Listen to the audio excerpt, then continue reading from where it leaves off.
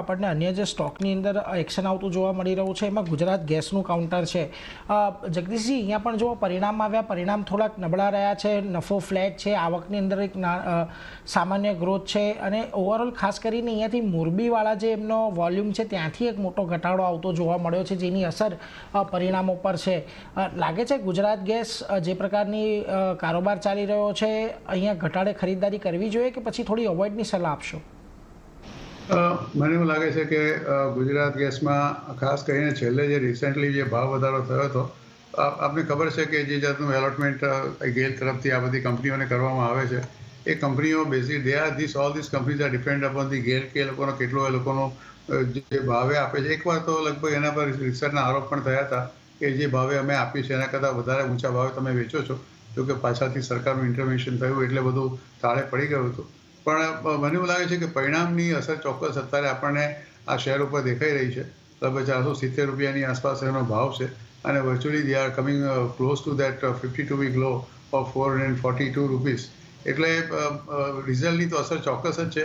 Even તમે છેલ્લા એકાદ વર્ષનું બી સર્વે કાઢો તો Gujarat gas has not given good return to the investors also. એટલે બાય એન્ડ લાર્જ તમે ગણો તો લગભગ 15-17% જેટલું નેગેટિવ રિટર્ન જ આ કંપનીએ આપ્યું છે। મારું માનવું છે કે આ company I think facing must be sum kind of a problem.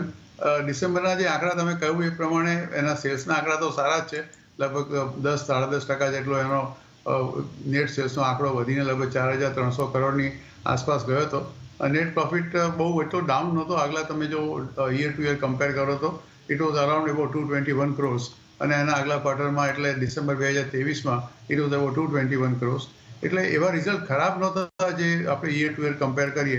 પણ ઘણીવાર શું થાય છે નીરજભાઈ કે સારી વસ્તુ કોઈ જોતું નથી, ખરાબ વસ્તુ પહેલાં જુએ છે।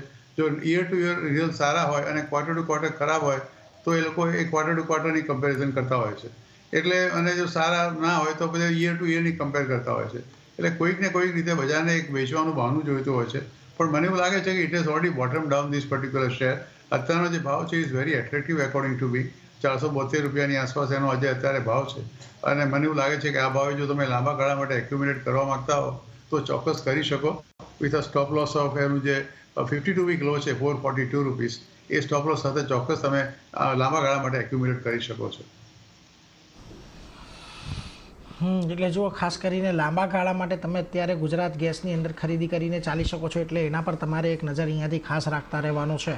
પરંતુ એ સાથે